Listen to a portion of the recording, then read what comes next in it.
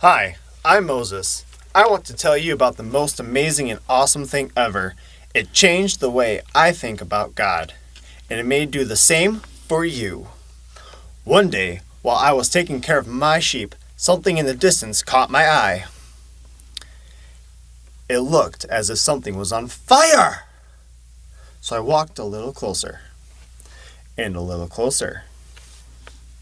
And I couldn't believe my eyes. There was a burning bush. I don't mean just a little bit of fire. This thing was blazing. This was a 10-alarm fire. Flames everywhere. But that's not the weirdest part. Even more amazing than a bush on fire in the wilderness was that this bush didn't burn up. It just kept burning and burning. But the fire didn't burn the bush up. Now that's weird. So I investigated this strange fire. And here comes the best part. As I walked down towards this bush on fire, I suddenly heard a loud and booming voice. Moses! Moses! Do not come any closer.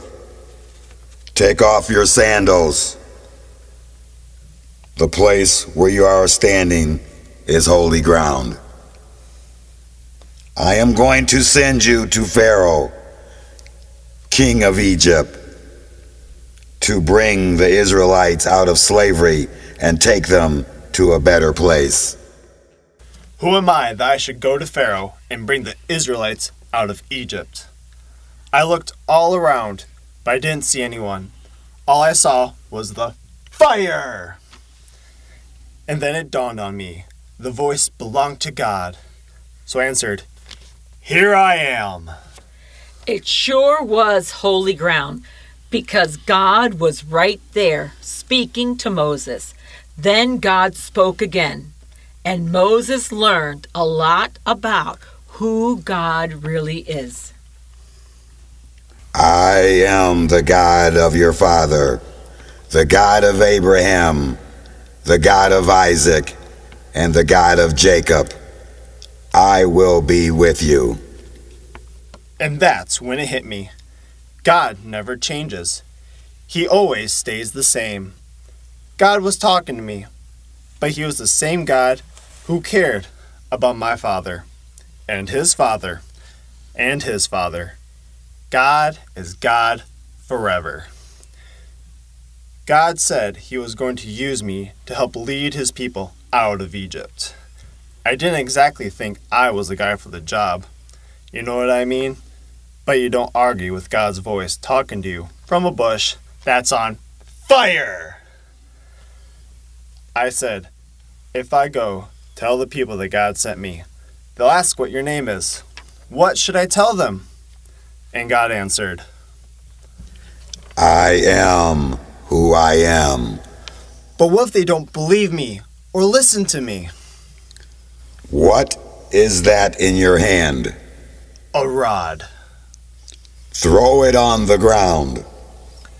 Moses throws the rod on the ground, and it turns into a snake.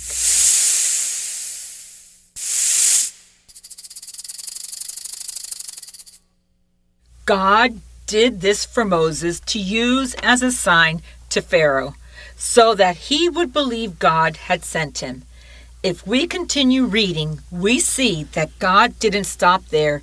He gave Moses 2 more signs that he could use to show Pharaoh that the message to let the people go was truly from God. But Moses was still not confident. I don't talk very well. I've never been good with words. Do you know who made man's mouth? I did. I will be with you so that you will know what to say. Isn't there anyone else you could send? By this time, God had gotten angry with Moses. Aaron, your brother, will go with you. He will speak for you.